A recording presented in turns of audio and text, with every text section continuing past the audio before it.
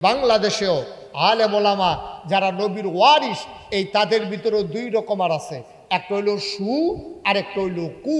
এক তারা জীবন বাজি রেখা মেহনত কইরা কষ্ট কইরা নবীর ইসলামটারে আজ্ঞাই দিছে, আরেক তারা এই নবীর ইসলামটারে ওই চেয়ারম্যানের ফুতে যেমন নাম বেচ্চা বেচ্চা খাইছে, এই নবীর নাম বেচ্চা সুরত লইছে মুসলমানের, সিরত লইছে কাফের বেদিনের, লইয়া সেটা এই আলেম কালাম লইয়া টুফি মাথার দিয়া পাঞ্জাবি গাও দিয়া ওই চেয়ারম্যানের রাকিবে যেমন কুফুত হইছিল উদাহরণ, ঠিক এমনিভাবে আলেম ওলামার ভিতরে বাংলাদেশে একদল সুয়ারিস আছে আর একদল কুয়ারিস আছে, ঠিক কিনা বলেন? এক তারা নবীর ইসলামটারে আজ্ঞাই নিছে, আর এক তারা বেচ্চা বেচ্চা খাইছে। তে টুফি মাথার দিয়া পাঞ্জাবি গাও দিয়া সুরমা তোর কাজল দিয়া মনে হয় ফেরেস্তা নাজিল হইছে, শয়তানের হেডকোয়া আছে নাকি নাই? আছে নাকি নাই? ওয়ারিস তো দুইজনে, চেয়ারম্যানের ফুট তো দুইজনে, কিন্তু দুনুরা তো নাম করতে পারছে না। ওই নবীর ওয়ারিস তো ওলামায়ে কেরাম, আল ওলামা ওয়ারাসাতুল আম্বিয়া, ওলামায়ে কেরাম নবীর ওয়ারিস, কিন্তু ওয়ারিস হইলে লাভ হইব কি? সু আবার কু, এই দুই জাতের আছে। তখন এই দুই জাতের এক তারা গিয়ে ইসলামটারে বেচ্চা বেচ্চা খাইছে, আরেক তারা ইসলামটারে আজ্ঞাইয়া আজ্ঞাইয়া নিছে। তারা জীবন বাজি রাখছে, মামলা হইছে, হামলা হইছে, জেল জুলুম নির্যাতন হইছে, তাদের উপরে টিটকারি আসছে, মস্কার আসছে। তারা চিৎকার করে জানিয়ে দিয়েছে দিন মানতে গিয়ে আমরা জানি মামলা হবে, হামলা হবে, জেল জুলুম নির্যাতন হবে, প্রয়োজনে জীবন দেওয়া যাবে, ইমান দেওয়া যাবে না। রাজি আছো কিনা হাত তুলে দেখা।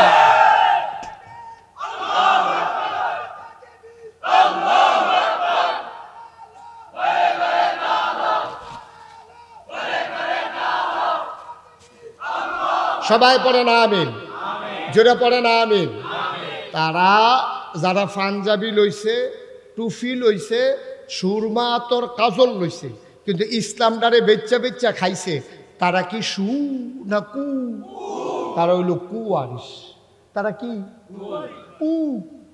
তারা কি কু? তারা কুয়ারিস। এইরকম এই দিনকে যারা টিকিয়ে রাখার জন্য প্রয়োজনে ফিডা লইছে, জীবনটা ফানি করছে, যারা সব কিছু মান্যা নিছে, কিন্তু ইসলামের উপরে আঘাত, এটা আমরা মানতে রাজি। সবাই রাজি আছেন ইনশাআল্লাহ? আজকে আমরা এই জায়গায় আছি, আমরা নবীর কি কুয়ারিস না সুয়ারিস? সুয়ারিস। এটা নমুনা দিয়া না। পাঞ্জাব টুফি এটা তো ফার্স্টে পাইলে ওখান কিনন যা, ফার্স্টে টুফি আছে। আমি দেখছিলাম ফাতলা কি দিয়া জানি বানাইছে মশারির মতো, এটা ফার্স্টে, এটারও বেচা হয় বেশি, এটা আরাম বাতাস বুতাস ডুহে। ফার্স্টে 10 হইলে টুপি পাওয়া যায়। লম্বা পাঞ্জাবি আপনি যেই বাইকটা পাঞ্জাবিটার লগে আরও আধা গজ কাপড় বাড়াই দিলে লম্বা পাঞ্জাবি বানাইলেও যায়। তো টুপি মাথার দেওয়া এটা তো কঠিন কিছু না, লম্বা পাঞ্জাবি মাথার গায়ে দেওয়া এইটাও কঠিন কিচ্ছু না। টুপি একটা ফার্স্ট টেহা দিয়া 10 টেহা দিয়া কিনন যায়। পাঞ্জাবিটা ইচ্ছা করলে কিন্তু কাপড় জোড়া লাগাইয়া লম্বা বানান যায়। ইচ্ছা করলেই না কামাইলে তো দাড়ি থাহে, আরো পয়সা থাহে, পয়সা খরচ হয় না, বরং পয়সা আরো বাড়ছে, ঠিক কিনা কর? সুতরাং এই সুরত এক জিনিস, সিরত আরেক জিনিস।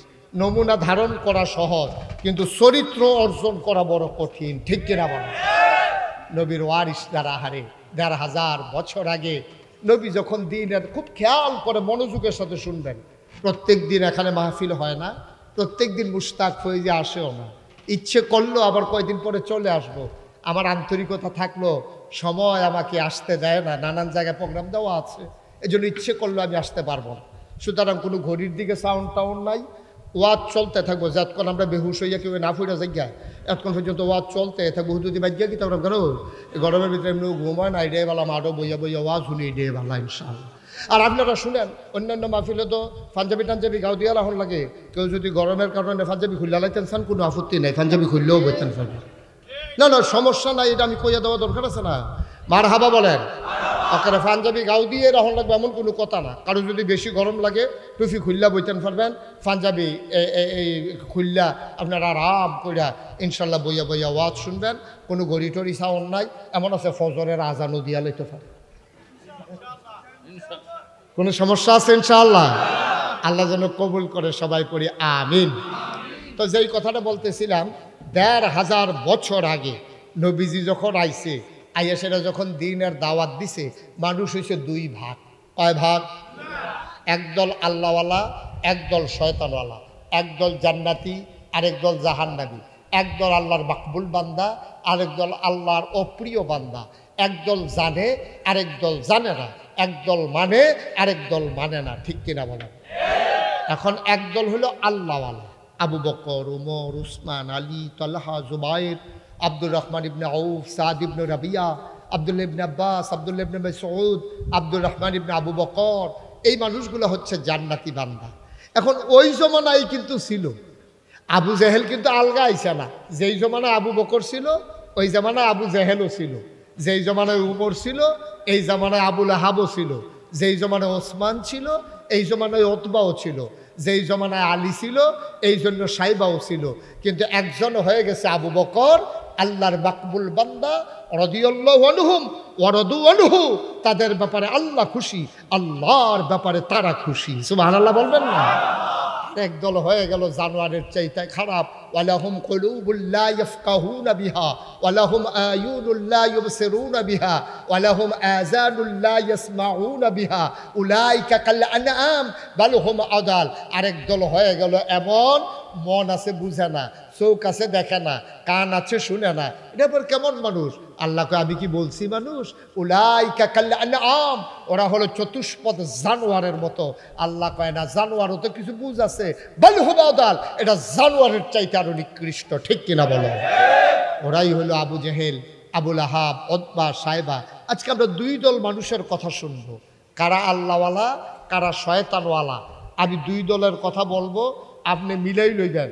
আপনি ওই যে শয়তানওয়ালার নমুনা কীরকম, যদি দেখেন যে আপনার লোকে তার মিলে, তা আপনিও বুঝবেন আপনি শয়তানওয়ালা। আর যদি দেখেন আল্লাহওয়ালার লোকে আপনার এই গুণ কীর্তন, আপনার জীবন মিল্লা যায়, তাহলে আপনি আল্লাহওয়ালা। আমি কারো নাম ধরে কাউকে বলবো না যে আপনি শয়তানওয়ালা, আপনারটা আপনি মিলাইবেন। আমি শয়তানওয়ালার লক্ষণ বইলা যাব, আল্লাহওয়ালার লক্ষণ বইলা যাব, এরপরে আপনারটা আপনি মিলাইবেন। আল্লাহওয়ালা শয়তানওয়ালা এটা কেউ রায় দেওয়ার দরকার নাই। আপনারটা আপনি নিজে নিজে চিন্তা করবেন, আমি কি শয়তানওয়ালা নাকি আমি আল্লাহওয়ালা। দুই দলের গুণ কীর্তন কোরআন শরীফের ভিতরে আছে, দুই দলের কথাই কোরআন শরীফের ভিতরে আছে। আমরা আজকে যেহেতু আল্লাহওয়ালা হতে চাই, চাই নাকি চাই না? কথা বলেন, আল্লাহওয়ালা হতে চাই নাকি চাই না? তাহলে আল্লাহওয়ালা হতে চাইলে আল্লাহওয়ালা হইতে গিয়া কি করা লাগে জানার দরকার আছে নাকি নাই? আল্লাহওয়ালা, এই যে ভাই, এই যে গেঞ্জে, কই যাইতে আছে? কে আই? আপনি যাইতে আছেন, আপনি তুই কোন আই? মানে গিয়ে আইবে বইয়ালেন না বট। আরে কতক্ষণ ওয়াজ, আই দেখবেন ওয়াজ নাই তো লাভ কি? কষ্ট করে আইসেনে যখন বইয়ালান, হ্যাঁ মার হাবা কর, উঠাউঠি করেন না। মাহফিলের ভিতরে উঠাউঠি এটা আমি পছন্দ করি না। এটা ঠিক আছে, ছেলেটারে বসাই দাও, বসা, আমিন কর, জুড়ে কর। তাইলে আমরা কি শয়তানওয়ালা না আল্লাহওয়ালা? সবাই বলেন, শয়তানওয়ালা না আল্লাহওয়ালা? আমরা আল্লাহওয়ালা হতে চাই, চাই না? আমরা আল্লাহওয়ালাই যদি না হব, তাইলে আমাদের উপায় কি? যেই বেড়ায় মাছ বেছে তারে কয় মাছওয়ালা, যে বেড়ায় আইসক্রিম বেছে তারে কয় আইসক্রিমওয়ালা। তারপরে আমরা যেহেতু আল্লাহর সাথে আমাদের সম্পর্ক, আল্লাহ লইয়া আমরা কারবার, এই জন্য আমরা আল্লাহওয়ালা। ঠিক কিনা কর? মাছ বেচার কারণে যদি মাছওয়ালা কয়, আইসক্রিম বেচার কারণে যদি আইসক্রিমওয়ালা কয়, তা আমরা আল্লাহর লগে যেহেতু সম্পর্ক, তাইলে আমরা যেই দিন সবাই মিলে বলবে মানুষটা আল্লাহওয়ালা, তাইলে আমার জীবন সার্থক, আমার জীবন সুন্দর, আমার জীবন কাজে লেগে গেছে। ঠিক কিনা বলেন? আর মানুষ যখন আল্লাহওয়ালা বলবে, তখন আমরা প্রকৃত অর্থেই ইনশাআল্লাহ আল্লাহওয়ালা হয়ে যাব। আল্লাহ অবশ্যই কবুল করে নেবেন। আল্লাহ যেন এমন একটা জিন্দেগি দান করে, সবাই কোন আমিন। বন্ধুরা আমার, ভাইরা আমার, মন দিয়ে শুনুন, আল্লাহওয়ালা না শয়তানওয়ালা, মানুষটাকে চেনার জন্যে আল্লাহ রাব্বুল আলামিন কোরআনের ভিতরে কতগুলা গুণ বর্ণনা করেছেন। মানুষগুলোর মাঝে তুমি যখন দেখবা ওই কোরআনের গুণগুলা বিদ্যমান, তখন মানুষটা হয়ে যায় আল্লাহওয়ালা। আর এই গুণগুলা যখন না থাকবে, তখনই মানুষটা শয়তানওয়ালা। কারণ দুনিয়ার ভিতরে মানুষ আছে দুই রকম। একদলকে আল্লাহ বানিয়েছেন পুরুষ, আরেক দলকে বানিয়েছেন মহিলা। মহিলার ভিতরে যেই চিহ্নগুলা আছে, যেহেতু এটারে মহিলা কয়, যেই চিহ্নগুলা অপর দিকের মানুষগুলার মাঝে নাই, তাইলে বোঝা গেল সে মহিলা না সেই পুরুষ, ঠিক কিনা? মহিলাদের যে চিহ্নগুলো আছে, তো যার ভিতরে এটি নাই সেও তো পুরুষ। পুরুষের তো আলগা চিহ্নটার দরকার নাই, যাতে আছে দুইটা, বেড়াই তার বেরিয়ে। তো বেডিয়েতের চিহ্নটি যদি আমরা আলগা করে লাইতাম পারি যে বেডিয়েত কারে কয়, তাহলে এটি বেডিয়েত যে না তে তো বেড়ায়। কথা বুঝেন নাই আপনারা? যে মহিলা না সেই তো পুরুষ, যে বেডিয়েত না সেই তো বেড়ায়। যেমন একজন মহিলা আপনি দেখলে কোনোদিন কোনো মহিলার গায়ের ভিতরে লেখা থাকে না যে এটা মহিলা। এটা কারো গায়ের ভিতরে, পিঠের ভিতরে, সামনে দিয়া কারো লেখা থাকে না, কিন্তু দেখলেই বোঝা যায়। যখন আপনি দেখবেন নাকের ভিতরে ফুল, কানের ভিতরে দুল, গলার ভিতরে মালা, হাতের ভিতরে ভালা, লম্বা লম্বা চুল, করিবেন না ভুল তিনিই নারী যে থাকে ভিতর বাড়ি। ঠিক আছে না কথা?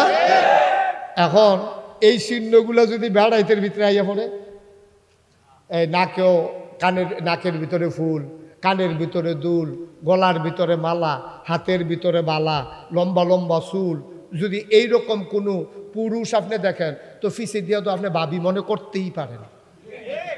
এটা যে ভাই সাহেব না, এটা যে ভাবিয়ে, এটা তো আপনি চিন্তা করার কোনো দরকার। কথা তো একটা মনে পড়ছে, এটা কি কইলে তা ওই যে মাইয়ার মারে লইয়া মার্কেট করণের লেগে গেছে। মাইয়ার মায় আর মাইয়ায় মিল্লা মার্কেটে গেছে শপিং করার জন্য।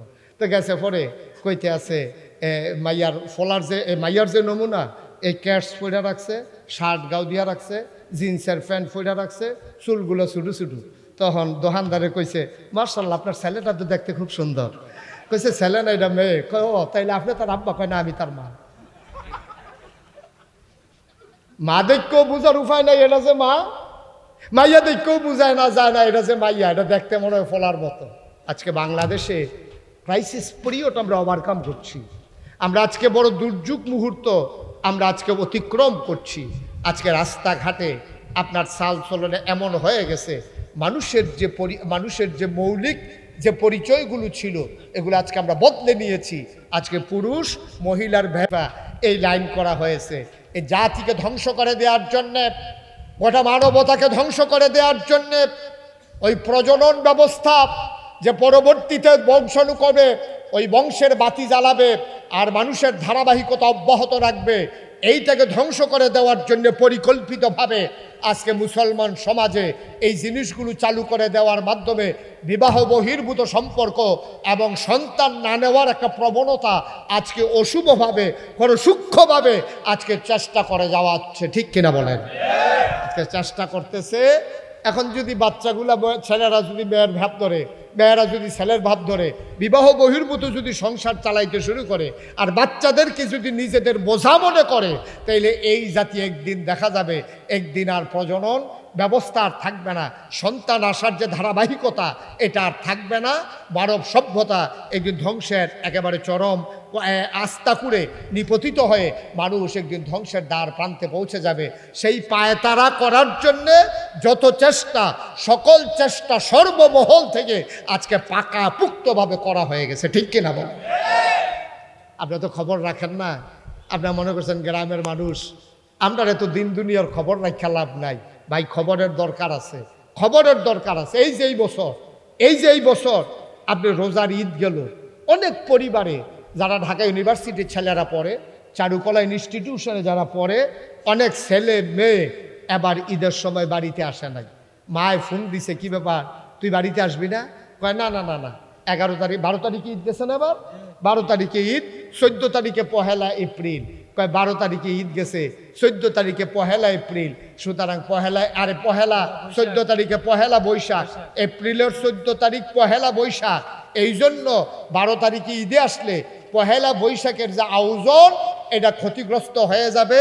তাইলে ওই কি বলে মঙ্গল শোভাযাত্রা, আপনার বাঘের মুখ লইয়া, ফেসার মুখ লইয়া, সিংহের মুখ লইয়া, সাপের আর বেজির খেলা লইয়া যেইভাবে এই জাতিকে ধ্বংস করে দেওয়ার জন্যে গভীর ষড়যন্ত্র চলতেছে, তার ফল এবার বাংলার মুসলমান পেয়ে গেছে। বছরে 2টা ঈদ, ঈদের সময় বাচ্চা কাচ্চা আসার কথা, ওরা আসে নাই। ওরা আপনার মঙ্গল শোভাযাত্রা করে, এই রোদের ভিতরে ঘুরে ঘুরে তারা মিছিল বার করে আমার মুসলমানের সন্তান। ঠিক কিনা বলেন? আপনি ফর্ত ফাড়াইছেন আর এটার দিকে মিছিল করতে আছে, এসো হে বৈশাখ। আপনি কইলে হইব, এটা না কইলে হইব, হুদুদি ডাহেন কীর্তেন। কত বড় চক্রান্ত, কত বড় ধ্বংস আমাদের জন্য যে অপেক্ষা করতেছে। আপনারা তো মনে করছেন যে এই দিন যাইতে আছে, রাত আইতে আছে, সকাল হইতে আছে, আবার বিকাল হইতে আছে, এমনি বুঝি আমার জীবন চলবে। না না না না, এভাবে মানুষের জীবন চলতে পারে না। মুসলমান, আল্লাহ তাবারক ওয়া তাআলা ১,৫০০ বছর আগে জানতেন মানুষগুলোকে যদি সোনার মানুষ বানাতে হয় তাইলে যেই জিনিসটা লাগবে, কোরআনুল কারীমে ২১ পারায় সর্বশেষ সূরা সূরা আহজাবের ভেতরে কোরআনুল কারীম আল্লাহ কত সুন্দর করে ওয়াজ করে দিলেন। কোরআনে ঢোকার আগে মারদুদ শয়তান থেকে ফানায় চাই, যিনি রহমান যিনি রহিম, তার নামে চলো শুরু করি। সবাই মিলে মধুর সুরে মধুর আওয়াজে গলা ছেড়ে দিয়ে আবার চলো পড়ি। আউযু বিল্লাহি মিনাশ শাইতানির রাজিম। বিসমিল্লাহির রাহমানির রাহিম। ইয়া আইয়ুহান নাবিয়্যু তাকিল্লাহ ওয়ালা তুতি'ল কাফিরিনা ওয়াল মুনাফিকিন। আল্লাহ রাব্বুল আলামিন তার বন্ধু নবীকে ডেকে বলেন, ইয়া আইয়ুহান নবী, হে নবী। মুফাসসিরিনে কেরাম, মুহাদ্দিসিনে ইজাম, মুফতিয়ানে কেরাম সবাই মিলে একমত হয়ে গেল, যদিও এখানে নবীকে ডাকা হয়েছে, শুধু নবী এখানে উদ্দেশ্য না, কিয়ামত পর্যন্ত নবীর যত উম্মত আসবে সবাইকে আল্লাহ এটার ভিতরে ইনক্লুড করে নিয়েছেন, এটার ভিতরে আওতাভুক্ত করে দিয়েছেন। আল্লাহ যেন ডাক দেয়া কয়, ও বরুরার যারা তোমরা এসেছো, বর কইওনি, উচ্চ বিদ্যালয় মাঠে তোমরা যারা হাজির হয়েছো, আল্লাহ যেন ডাক দেয়া কয়, ও বরুরা, ২৩ তারিখে রাতের বেলা তোমরা যারা মাহফিলে এসেছো, শুনো শুনো শুনো, আমরা যেন বলতেছি জি আল্লাহ বলেন। আল্লাহ যেন ডাক দেয়া কয়, তাকিল্লাহ, তোমরা ভয় পাবা শুধুমাত্র, কেবলমাত্র, একমাত্র আমার আল্লাহকে। বলেন সুবহানাল্লাহ। অন্তরে ভয় থাকবে কার? সবাই জুড়ে বলেন কার? পুলিশ, র্যাব, গোয়েন্দা, দলীয় ক্যাডার, মন্ত্রী, এমপি, গ্রামের সর্দার, ফিসাব। না, ডরাইবেন কারে? ফিসাবরে ডরাইয়া লাভ নাই। এই যে নাগাইশের ফিসাব আইসে, আবার কতক্ষণ পরে যাইব গা। আর আপনি যদি ফিসাবরে ডরান তাহলে দেখা যাবো 2 ঘন্টা ডরাইলে সারব।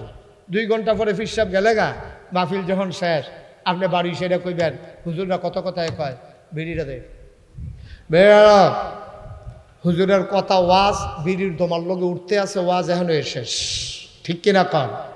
আল্লাহ কত সুন্দর করে কইছে, কাউকে ডরাইতে বলে, নবীকেও ভয় পাইতে বলে নাই, কোনো পীর সাহেবকে না, কোনো মন্ত্রী এমপি না, কাউকে ভয় পাইতে বলে। আল্লাহ বলছে রে তাকাল্লাহ, তোমরা ডরাইবা শুধু আল্লাহ। সুবহানাল্লাহ বলবেন না? কারে ভয় পাইতে বলছে?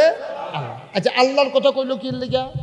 আব্বার কথা কইলো না, আম্মার কথা কইলো না, ফির সাহেবের কথা কইলো না, চেয়ারম্যান সাহেবের কথা কইলো না, হেডমাস্টার স্যারের কথা বললো না, তারপরে মন্ত্রী এমপি কারো কথা বললো না, র্যাব গোয়েন্দা কারো কথা বললো না, বললো ভয় পাবা আল্লাহরে। এটা কারণটা কি? আমি গবেষণা করে দেখেছি, এটার কারণ হলো অত্যন্ত সূক্ষ্ম, কিন্তু এটা আপনারা বুঝবেন। কারণটা হইল, আপনার আব্বা সবসময় কি আপনার কাছে থাকে? মাঝে মাঝে দূরে যায় নাকি যায় না? আপনার আম্মার কাছে কি আপনি সবসময় থাকেন? নাকি চাকরি করতেন আম্মারে বড় কইয়ানি হালাইয়া আপনি চিটাগাং যান নাকি যান না? তাইলে আপনি সবসময় মায়ের কাছে থাকেন না, সবসময় বাবার কাছে থাকেন না, পীর সাহেবের কাছে সবসময় থাকেন না। পীর সাহেবরে ডরাইলে পাহারা দিয়ে দিয়ে ডরান যায়। 2 ঘন্টা 3 ঘন্টা পীর সাহেবের সামনে যখন থাকবেন তখন ডরাইলে সারে, এরপরের সময় ডরাইলে ডরাইবেন, না ডরাইলে নাই। এখনও কারবার শেষ। তবে বাংলাদেশে যেই কথা আছে, কয় পীর সাহেব শুধু সামনে দেখে না, ও তুমি বাইক বইয়া বইয়া কি করো, হেইটাও দেখে। এইরকম চিন্তা বাংলাদেশের মানুষের ভিতরে আছে নাকি নাই? পীর সাহেবের এমন ক্ষমতা, তুমি বাইক বইয়া বইয়া কি করো, তুমি পানির নিচে ডুব দিয়া কিটা করো, পীর সাহেবের যেই ক্ষমতা এটাও দেখে। এইরকম চিন্তা যদি কেউ করে, মানুষটার সাথে সাথে বেঈমান হয়ে যাবে। ঠিক কিনা বলে? এই ক্ষমতা শুধুমাত্র কার? এই ক্ষমতা আল্লাহ আর কাউকে দেন নাই, আর কাউকে দেন নাই, আল্লাহ নিজের জন্য সংরক্ষিত করে দিয়েছেন। হ্যাঁ, আল্লাহ যদি আলাদা করে কাউকে কিছু দেয় এটা হলো অন্য কথা। আল্লাহ আপনারে দিলেও পারে, আমারে দিলেও পারে, একজন রিক্সাওয়ালারও দিলে পারে। আল্লাহ যদি মনে করে যে দেবে, এটা হলো আল্লাহর ফায়সালা। কিন্তু সঠিক ফায়সালা হলো আল্লাহ ছাড়া সব জায়গায় সব সময় সব সময়ের জন্য দেখেন আর একজনও নাই, যিনি দেখেন তিনি কে? আল্লাহ।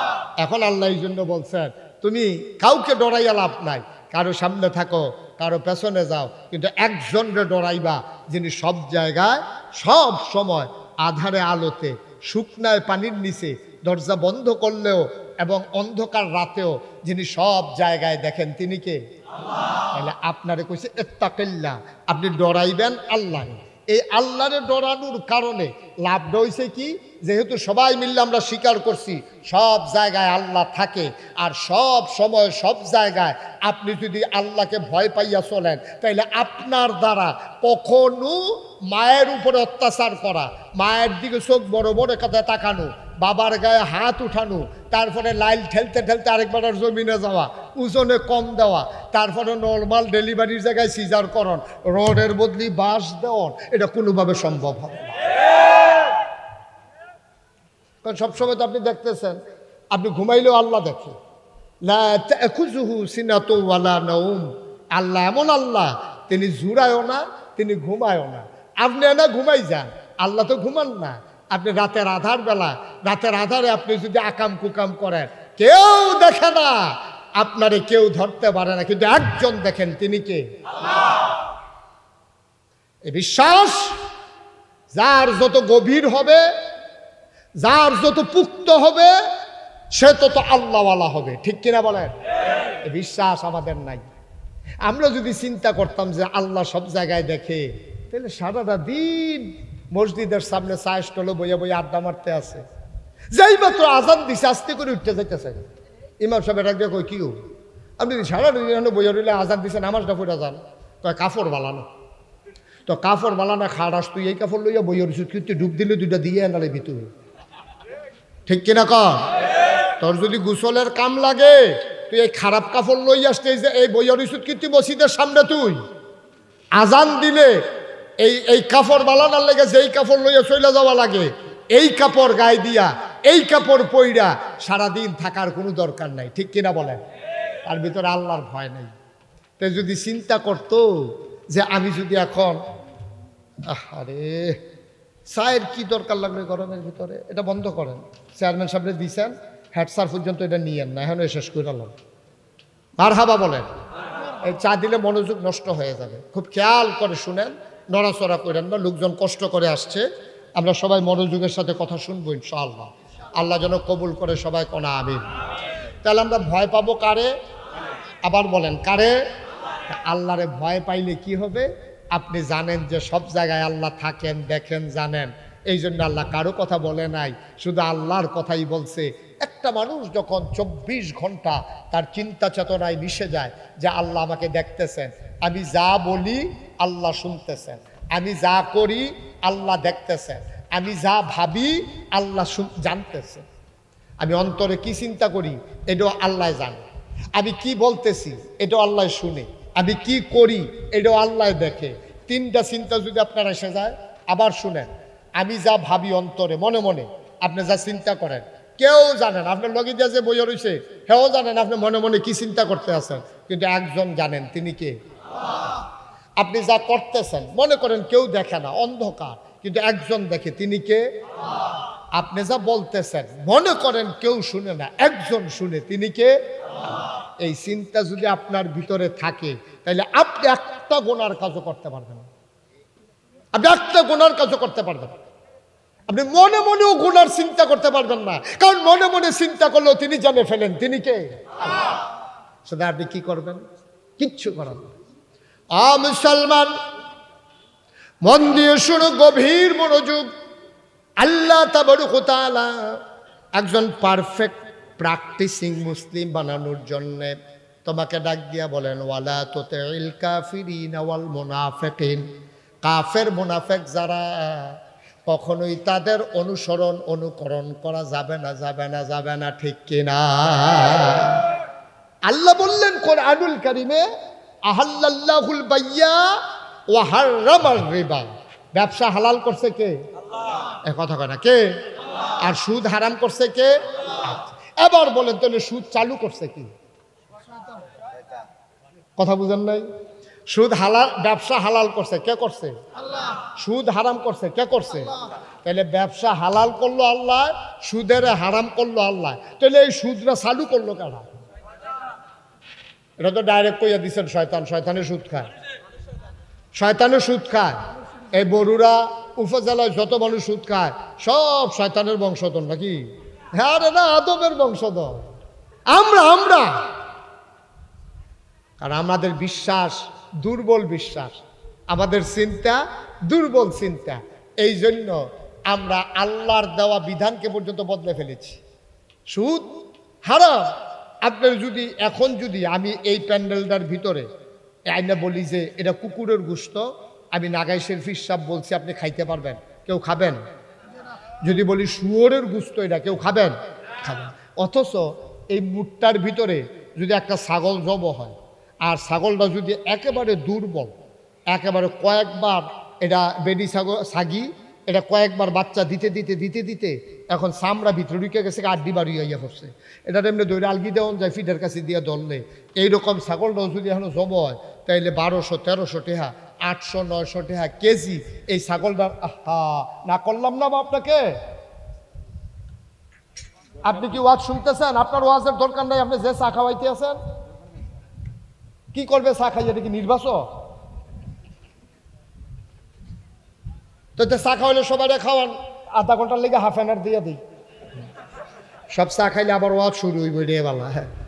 তো তার মনে তো একটা দুঃখ, আরে স্টেজেও বইতাম পারলাম না, চাটাও খাইয়া যাইতাম পারলাম না। একটু ধৈর্য ধরে বসেন, বিরক্ত করেন না, খেয়াল করে শুনে। আপনি যিনি চা খাওয়াচ্ছেন তারও তো ওয়াজ শোনা দরকার। আমিন কর। আমি যেটা বলছিলাম খুব খেয়াল করে শুনেন।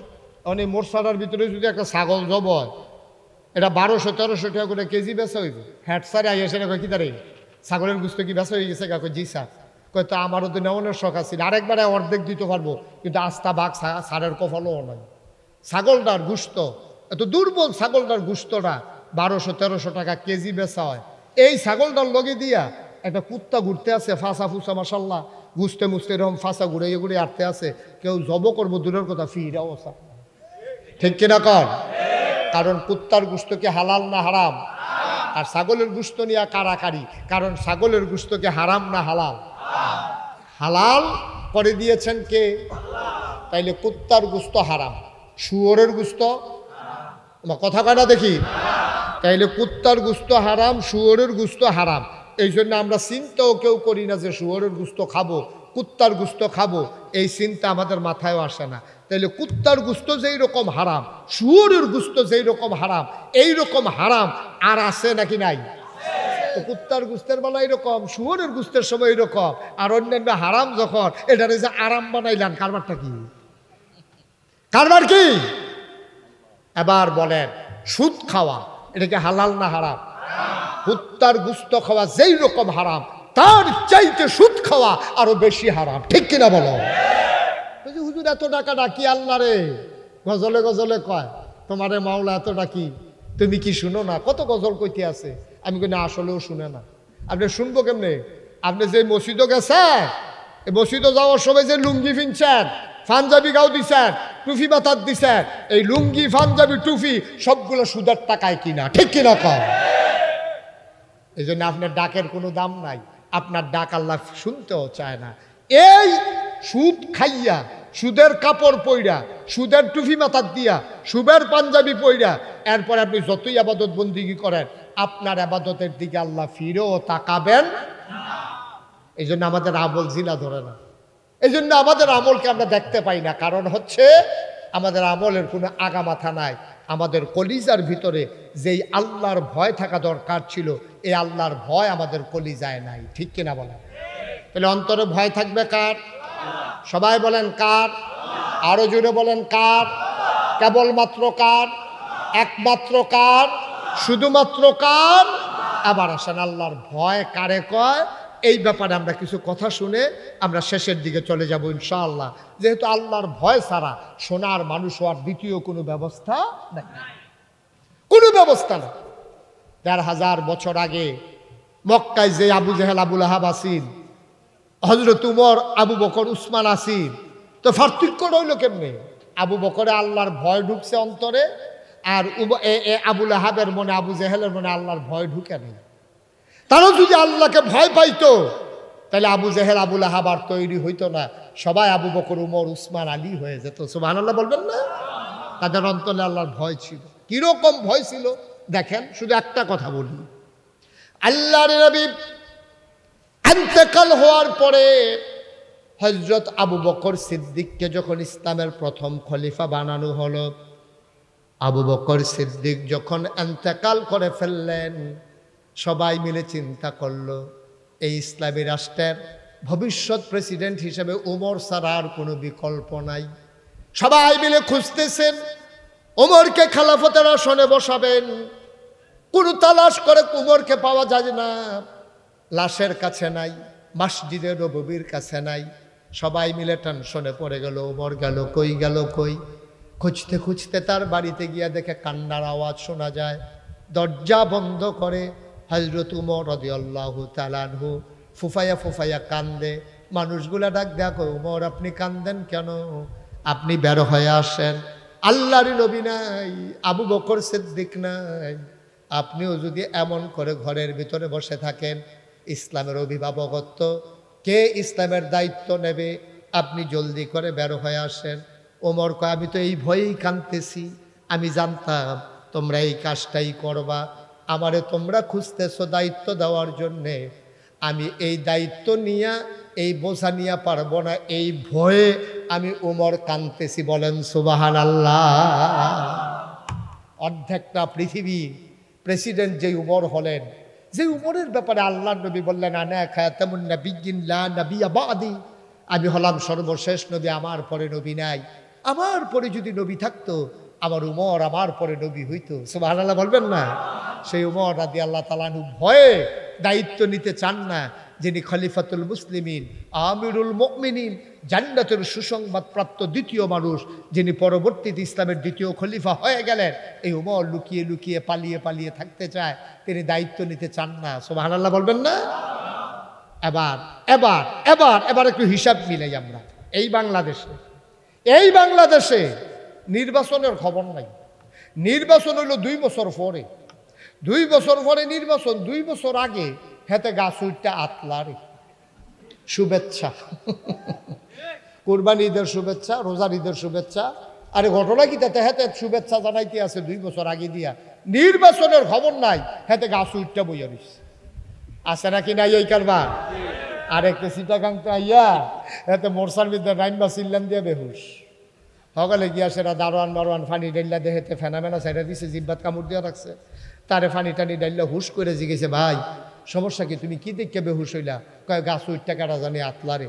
আমরা সব সময় হেন থাহি, কেউ গাছ উঠতে আতলারে না, তুমি আইসো তোমার উঠটা আতলারে। কয় ওহনো আছে না, ওই টর্চটার টিপ দিয়া চাও। হ্যাঁ তারে লইয়া গেছে টর্চটার টিপ দিয়া, হ্যাঁ তো ওই তো আতলারে কইয়া চাইয়া রয়েছে। দেখে যে আমরা তে নির্বাচন করব, ঠিক কিনা কও?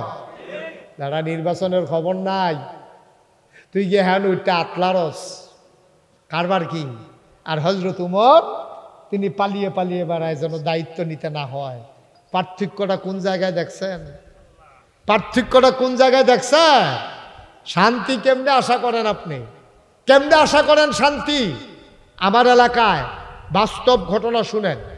একবারে প্রাইমারি স্কুলের হেডমাস্টার আছি, এবারে রিটায়ার করছে করে হগলে মিল্লা মিটিং করে এবারে কইছে যে আমরার ভিতরে এবার নির্বাচন করব।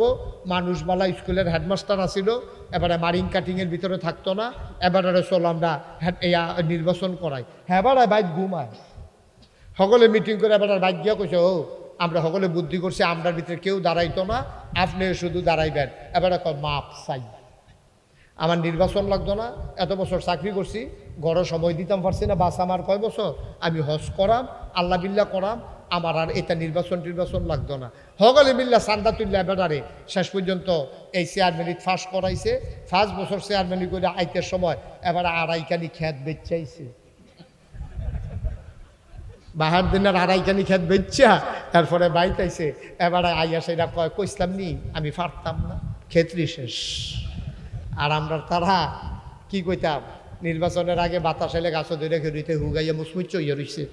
যেই মাত্র ফাঁস করে তার শরীর আল্লাহ করলে পুরা কাটলে গ্রামটা খাওয়ান যাইব। কি কারবার কি মজাটা কিতা, মধুটা কিতা হেন, মধুটা কি, এই কথা কইলি তার ভালো না। আল্লাহ মাফ করুক, সবাই কনা আমিন, জোরে কনা আমিন। এই উমর এবার সবাই মিললে যখন খলিফা বানাইছে, ওই যে আল্লাহর ভয় কি জিনিস। এখন এই বেড়ায় এসার নামাজ পড়িয়া সামরার একটা চাবুক আছে, এটা লইয়া সেটা ঘুরে আর পাহারা দেয়, কে খায় কে খায় না, কে ঘুমায় না। সুবহানাল্লাহ বলবেন না? হযরত উমর আমিরুল মুমিনিন খলিফাতুল মুসলিমিন উমর রাদিয়াল্লাহু তাআলা আনহু, তিনি প্রতিদিন রাতের বেলা বের হয়ে যান। ঘুরতে একেবারে অজপাড়া গায়ে নিবৃত পল্লীতে বর্ডার বেল্টে তিনি চলে গেলেন সীমান্ত এলাকায়। ঘুরে আর হাটে দুধ মরুভূমি, বাড়ি নাই ঘর নাই। তিনি চলে গেলেন বিচ্ছিন্ন এলাকায়, একেবারে বর্ডার এলাকায়। তিনি ঘুরতেছেন কোনো মানুষের কোনো কষ্ট আছে কিনা, কোনো মুসাফির কোনো পথিক কোনো কষ্ট পায় কিনা, যারা কিয়ামতের ময়দানে আমারে আসামি বানাই দিতে পারে। ঘুরতে ওমর চলে গেলেন এমন এক জায়গায়, তিনি দূরে তাকায়া দেখে বাড়ি নাই ঘর নাই, কিন্তু নতুন করে কে যেন তাবু ফালাই অপেক্ষা করতে আছে। তাবুটা চতুর্দিক দিয়ে ছেঁড়া, মিটি আলু বের হয়ে আসতেছে। তিনি কান পেতে শুনলেন, তাবুর ভেতর থেকে মনে হয় 2টা বাচ্চার কান্নার আওয়াজ শোনা যায়। হযরত ওমর রাদিয়াল্লাহু তাআলা আনহু আওয়াজ শুনে দিলেন দূর। অর্ধ পৃথিবীর প্রেসিডেন্ট আমিরুল মুমিনিন খলিফাতুল মুসলিমিন, তিনি চলে গেলেন তাবুর কিনারে। ওই যে ছিদ্র দিয়া তাকায়া দেখে 2টা বাচ্চা উপর হয়ে শুয়ে আছে, 2জনের পেটের নিচে 2টা পাথর। আর একটা মহিলা চোখের পানি মুছতেছে। চুলার ভিতরে আগুন, আগুনের উপর একটা পাতিলার ভেতরে কিছু পানি আর কয়েকটা পাথর। উনি কাঠি দিয়া নাড়ে আর বাচ্চাদেরকে সান্ত্বনা দেয়, ও বাচ্চারা আর একটু অপেক্ষা করো, তোমরা ঘুমিয়ে পড়ো, খাবার রেডি হইলে তোমাদেরকে ডাকবো, কান্নাকাটি করলে হবে না, ঘুমাই যাও। হযরত ওমর বুঝতে পারলেন ঘরে তো কোনো খাবার নাই। মহিলাটা পাথর আর পানি নাড়াচাড়া করে, মনে করেছে বাচ্চাগুলা যদি ঘুমাই যায় তাইলে সকালের আগে আর বিরক্ত করবে না।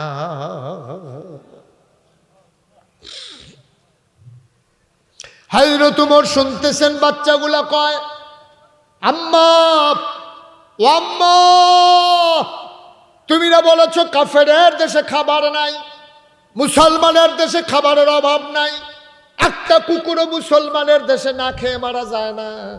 সকালবেলা ঢুকলাম গো আম্মা, সকাল থেকে দুপুর হয়ে গেল, কই কেউ তো তোমার মুসলমানের দেশে খবরও নিল না। দুপুর গড়িয়ে সন্ধ্যা হয়ে গেল, কেউ তো আমাদের খবর নিল না। মাঝরাত পার হয়ে গেল, একটা মানুষ আমাদের খবর নিল না। আব্বা কিসের মুসলমানের দেশ? এই তোমার মুসলমানের দেশ, কেউ তো খবরও নিল না, কেউ তো আমাদের তালাশও করল না। আম্মা খাবার দাও, 3 দিন হয়ে গেছে গো আম্মা, খাবার না দিলে আমরা আর বাঁচব না। ওমর শুনতেছেন বাচ্চাদের কথা। আমিরুল মুমিনিন তিনি আর সইতে পারেন নাই, তিনি দিলেন দৌড়ে তিনি মদিনার শহরে ঢুকে গেলেন। তিনি ঢুকে যেখানে জমা করা মাল ছিল গোডাউনের দরজায় গিয়ে তিনি দাঁড়ালেন, ডাক দিলেন, কর্মচারী দরজা খুলে দাও। দরজা খুলে দেওয়া হলো। ওমর বললেন, বস্তার ভিতরে আটা ঢোকাও, খেজুর ঢোকাও, শাকসবজি ঢোকাও। সব ঢোকানো হলো, বস্তার মুখ বেঁধে দেওয়া হলো। 2জন কর্মচারী দৌড়ে আইসা কইয়া, আমিরুল মুমিনিন ওমর, তাড়াতাড়ি বস্তা আমাদের মাথায় দেন, আর আপনি যান, কোথায় যাওয়া লাগবে আমরা প্রস্তুত, আমরা আপনার পেছনে আসতেছি, আপনি সামনে যান। আটার বস্তা নিয়ে আমরা আসতেছি, যেখানে যাওয়া লাগবে। ওমর বলে, তোমরা কারা? কয়, আমরা রাষ্ট্রের কর্মচারী। কয়, আমি তো তোমাদেরকে ডাকি নাই। কয়, ডাকা লাগবে কেন? দায়িত্বের কাজের সময় তো আমরা হাজির হবো, এটাই স্বাভাবিক। ওমর বলে, বস্তা কেউ নিতে পারবা না, তাড়াতাড়ি বস্তা আমার মাথায় উঠাই দাও। তারা চিৎকার করে, কয়, ইয়া আমিরুল মুমিনিন, আপনি তো পৃথিবীর প্রেসিডেন্ট, আপনার মাথায় কেন আটার বস্তা উঠাই দেব? ওমর বললেন, দায়িত্ব আমার, বস্তাও থাকবে আমার মাথায়, তোমরা ঘুমিয়ে পড়ো। বলেন সুবহানাল্লাহ।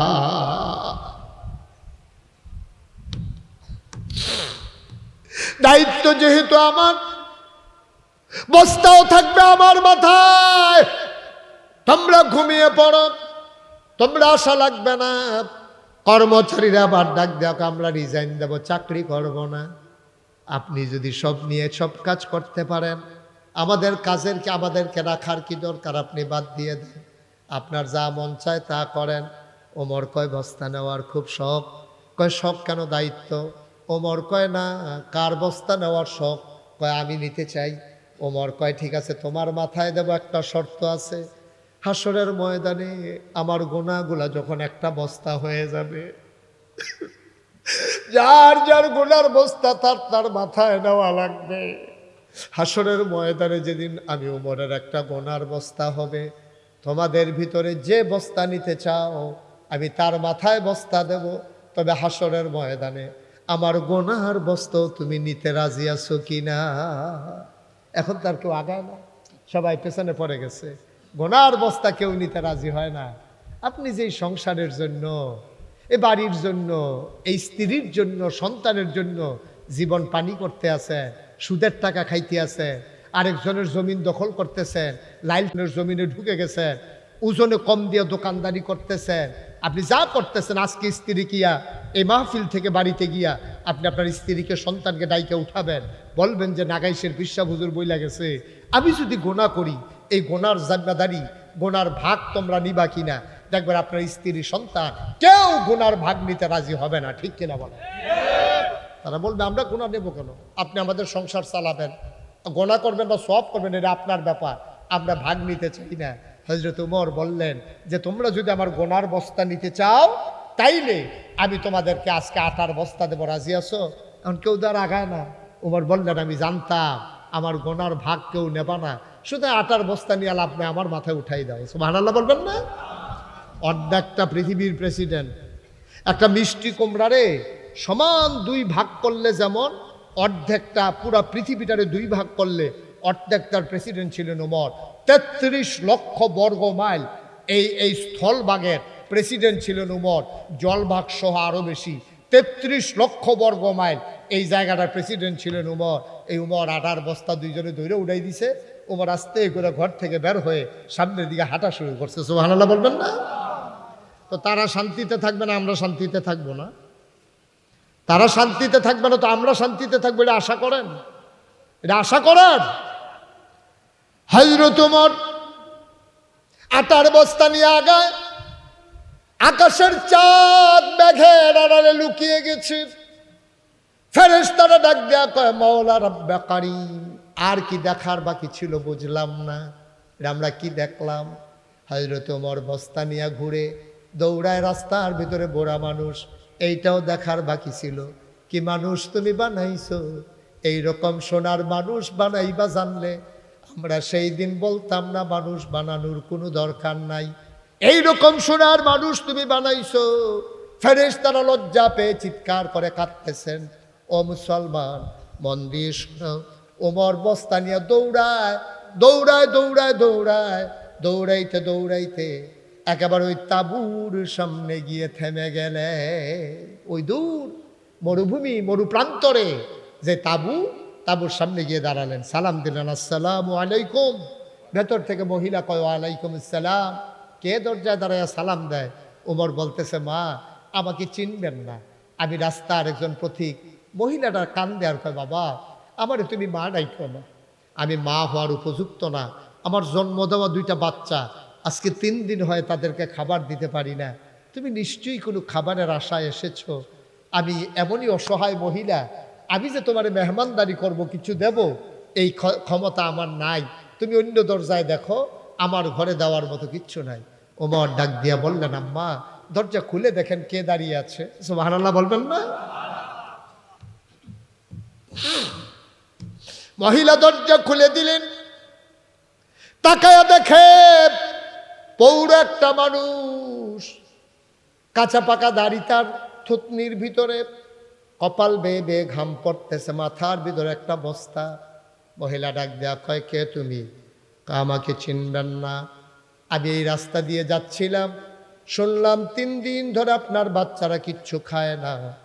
আমি একজন পথিক, ঘরে কিছু আটা ছিল, সামান্য কিছু জিনিস ছিল, নিয়ে এসেছি, দরজা খুলে দেন, অনুমতি দেন, ভেতরে আসি। মহিলা ডাক দেয়া কয়, আসো ভেতরে আসো। ওমর ভেতরে ঢুকলেন, ধরে ধরে বস্তা নামানো হলো। ওমর ডাক দেয়া কয়, মা আমি শুনেছি বাচ্চারা কিচ্ছু খায় নাই, তাড়াতাড়ি একটা বলের ভেতরে একটু আটা নিয়ে গুলে দাও, দ্রুত রুটি বানাই দাও। ওমা চুলার আগুনটা নিভে গেছে দেখি, তুমি তাড়াতাড়ি রুটি বানাও, আমি ফু দিয়া আগুন ধরাই দে।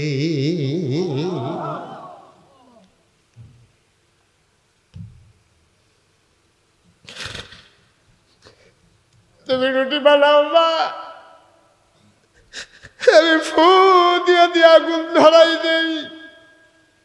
অবাক বিস্ময়ে তাকিয়ে দেখলো পৃথিবী, অর্ধ পৃথিবীর প্রেসিডেন্ট আমিরুল মুমিনিন হযরত ওমর ওই দুঃখী মায়ের করে ফু দিয়া দিয়ে আগুন ধরায়। বলো সুবহানাল্লাহ।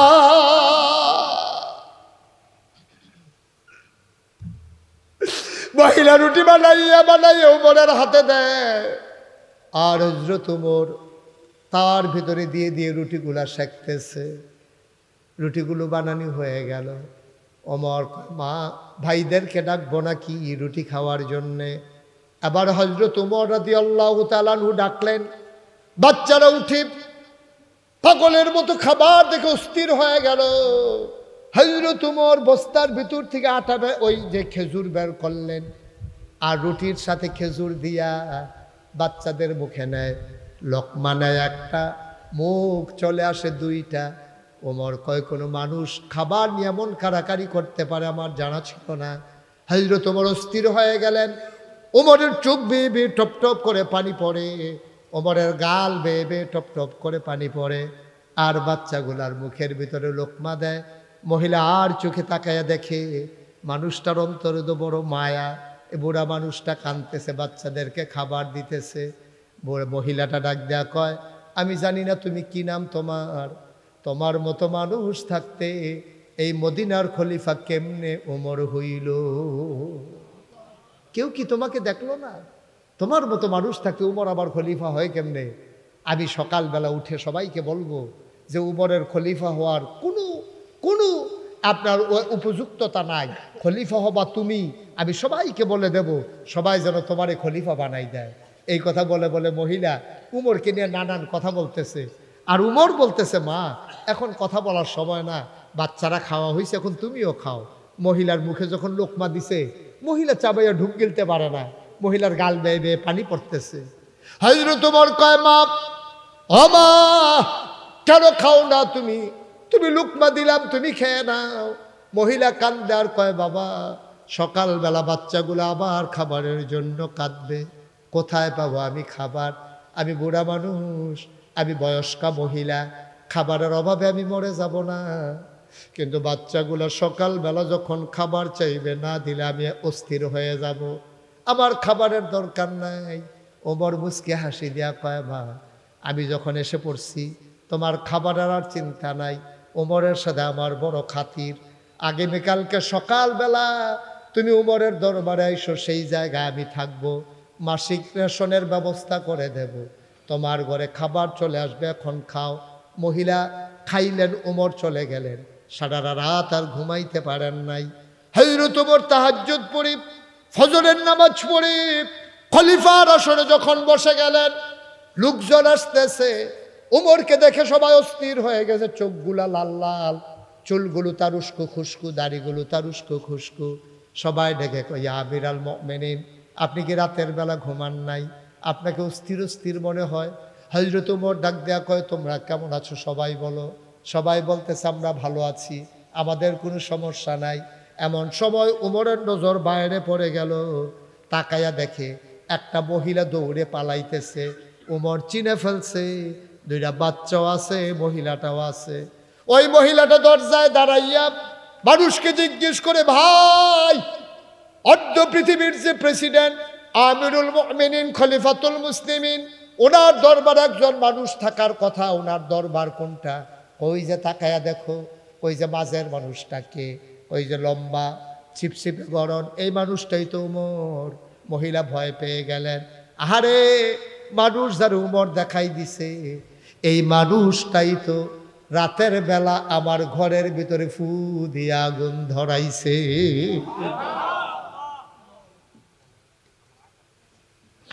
আঙ্গুল দিয়া যারে উমর দেখাইল, এই মানুষটাই তো ফু দিয়ে আগুন ধরাইছে আমার ঘরে। শোনায় শোনায় আমি কত গালিগালাজ করেছি। মহিলাটা ভয় পেয়ে দিল দৌড়। উমরের নজর পড়ে গেছে। উমর লাফ দিয়া সামনে গিয়া দাঁড়াইছে। ডাক দেয়া কয়, আম্মা, ও আম্মা, আম্মা গো, আপনি কই যান আম্মা? যদি গালি দিতে মন চায় আরো দুইটা দেন। এই যে চামড়ার চাবুক, পিটাইতে যদি মন চায় উমরকে পিটান, গালি দিতে মন চাইলে গালি দেন। আপনার কাছে আমার অনুরোধ আম্মা, আমি উমর, আমি বড় ভয় পাওয়া মানুষ গো উমর। আম্মা, আপনার কাছে আমার অনুরোধ, কিয়ামতের ময়দানে যখন হিসাব নিকাশ শুরু হয়ে যাবে, ওই দিন আপনি আমি উমরের বিরুদ্ধে আল্লাহর দরবারে কোনো বিচার দিয়েন না।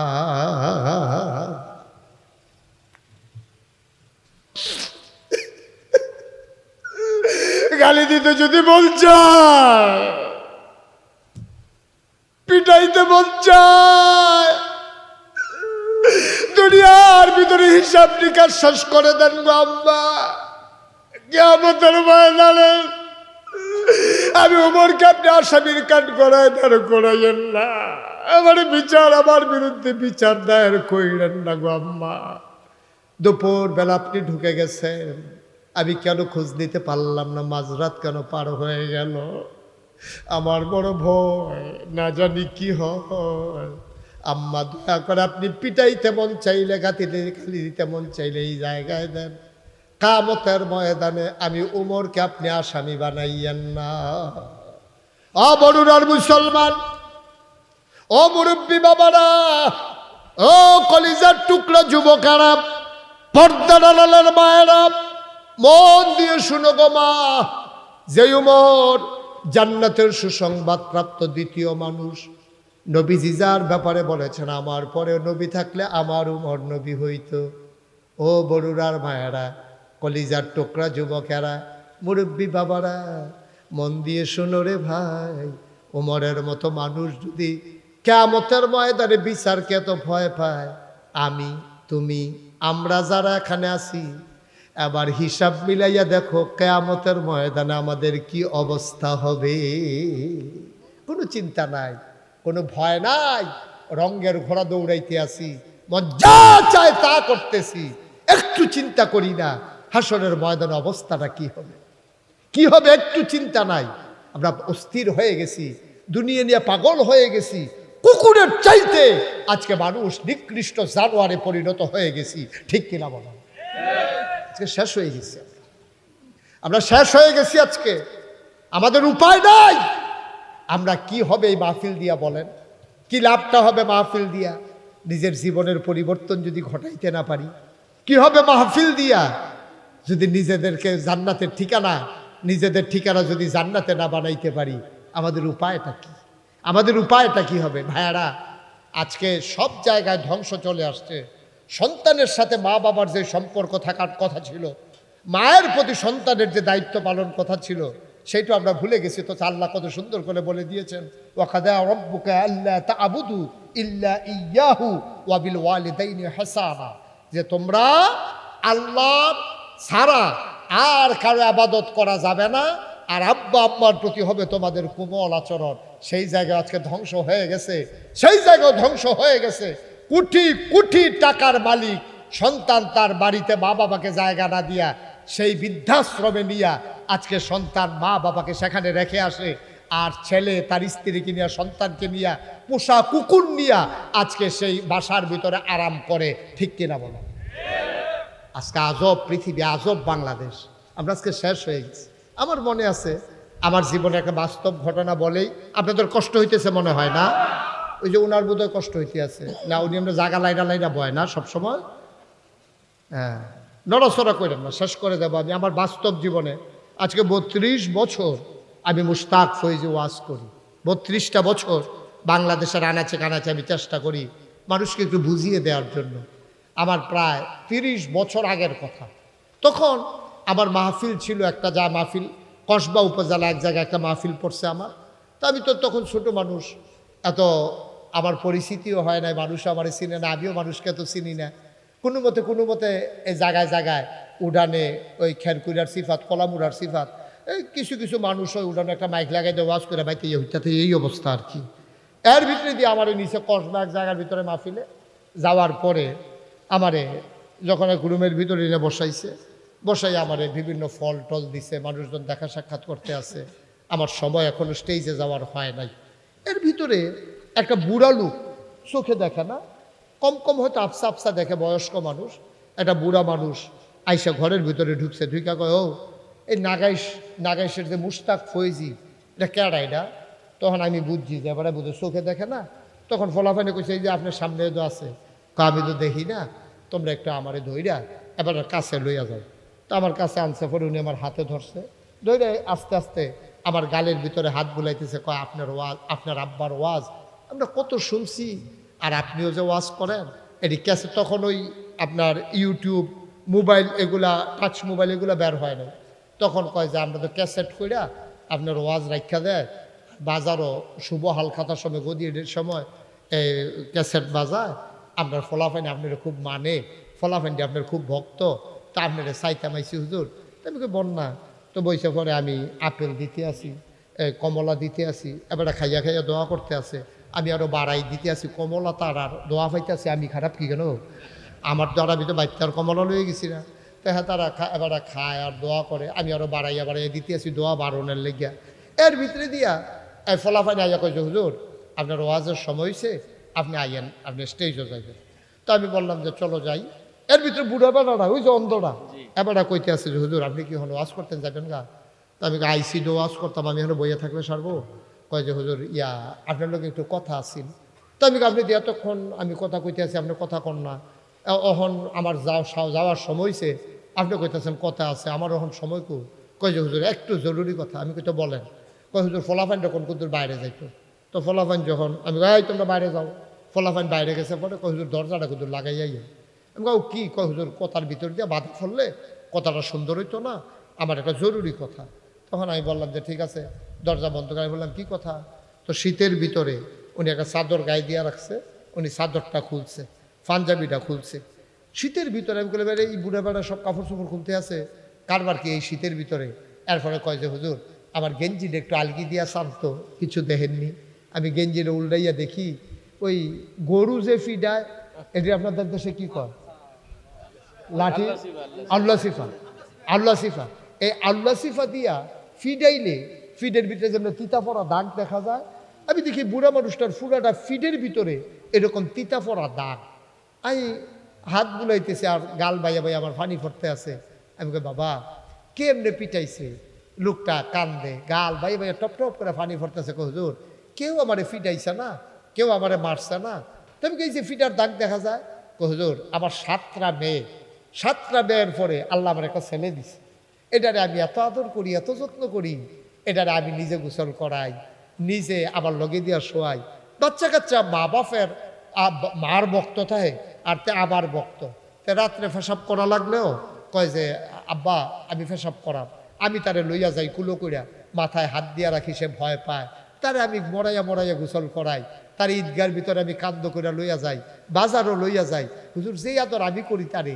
তারপরে আমি একদিন তারে বিয়েও করাইছি, বয়স হয়েছে পরে। বিয়ে করানোর পরে তার যে বাচ্চা হইছে, তারপরে বাচ্চা হওয়ার পরে বাচ্চার ঠান্ডা লেগে গেছে।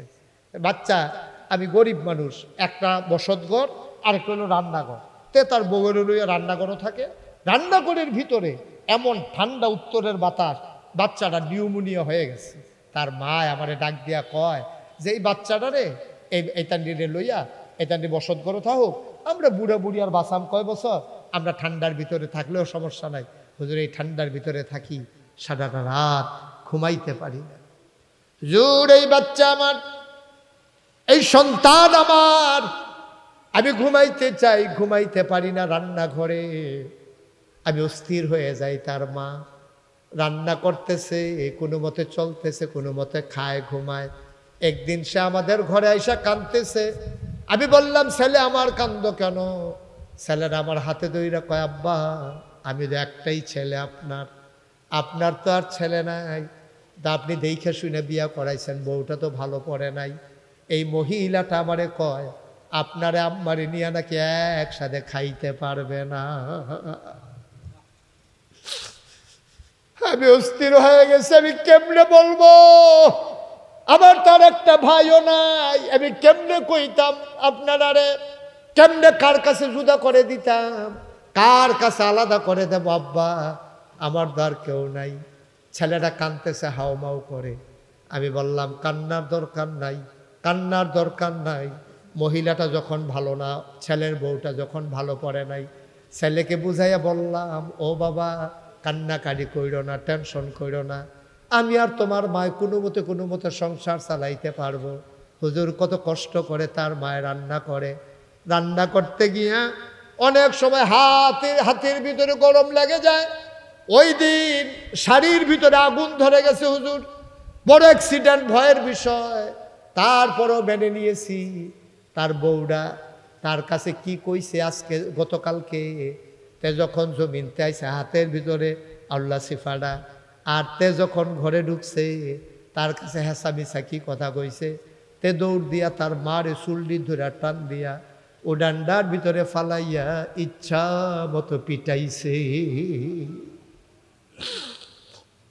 তার মা হাউ বাউ করে কাঁদছে, হুজুর আমি বাড়িতে ছিলাম না, আমি বাড়ির সামনে আইসা শুনি তার মা কান্দে, আমি দৌড় দিলাম, আমি তো চোখেও দেখি না, দৌড় দিয়ে আইসা দেখি আমার ছেলেটা পিটাইতে আছে। আমি কোনো মতে গিয়া তার হাতের ভেতরে ধরলাম, হালকা হালকা দেখি, আমি তো পুরা চোখেও দেখি না, বুড়া মানুষ। তা আবার তার মারে সাইরা দিয়া ওই যে ছোটবেলা আদর করছিলাম, লোকমা দিয়া যে খাওয়াইছিলাম, হুজুর শীতের ভিতরে যে গরম পানি দিয়া গোসল করাইছিলাম, কাঁধে করে করে যে বাজারে নিয়ে গেছিলাম, আজকে গতকালকে দুপুর বেলা আমার ছেলেটা সবগুলা আদর আমার পিঠের ভিতরে ফেরত দিছে। আরে মা, আরে বাবা,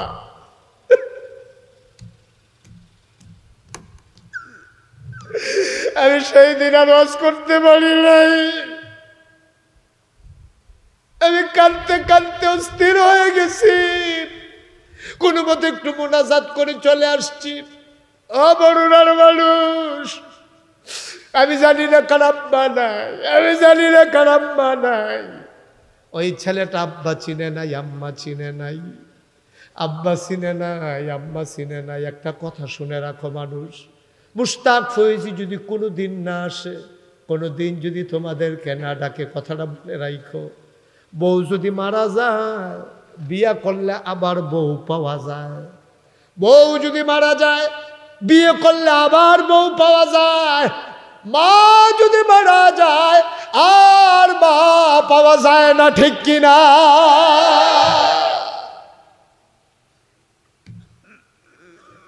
বউ মারা গেলে বউ পাইবি, মা মারা গেলে মা পাইবি না। আমি জানি না এমন মা কার কবরে, এমন বাবা কার কবরে, যাদের আব্বা আম্মা বেঁচে আছে। আজকে মাহফিল শেষ করে মায়ের পায়ের কাছে গিয়া বসবি, চোখের পানি ছাইরা দিয়া মায়েরে বলবি, আম্মা নাগাইশের হুজুর বলে গেছে গো আম্মা, তোমার পায়ের ভিতরে বলে আমার, তোমার পায়ের নিচে বলে আমার জান্নাত, দয়া করে তুমি মাফ করে দাও, তোমারে আমি কত কষ্ট দিছি গো আম্মা। মা যার নাই, আজকে মাহফিল শেষ করে মায়ের কবরের কাছে গিয়া দাঁড়াইবি, দুইটা ফোঁটা চোখের পানি ছেড়ে দিয়া মায়ের জন্য বাবার জন্য দোয়া করে দিবি। সন্তান যখন মায়ের কথা মনে করে, বাবার কথা মনে করে দোয়া করে দেয়, ওই চোখের পানি গাল বাইয়া জমিনে পড়তে দেরি, মায়ের আর বাবার কবরের আযাব বন্ধ হইতে দেরি হয় না। বলো আমিন। এই প্যান্ডেলটার ভিতরে, গরমের ভিতরে, প্রচন্ড গরম, মাহফিলের মৌসুম না এখন, এর ভিতরে যারা এসে হাজির হয়ে গেছো, আমি জানি না কার আব্বা নাই, আমি জানি না কার আম্মা নাই। আমার আব্বা দুনিয়াতে নাই। 85 সালে আমার আব্বা ইন্তেকাল করেছেন। আমি তখন মাত্র আমার 11 বছর বয়স। এখনো যখন আব্বার কথা বেশি মনে পড়ে, আমি আব্বার কবরটার কিনারে গিয়া চোখের পানি ছেড়ে দিয়ে কান্দি। আমি আব্বার লগে কথা কই, আব্বা, ও আব্বা, বাংলাদেশে তো প্রচুর গরম, কবরের ভেতরে আপনার গরম লাগেনি?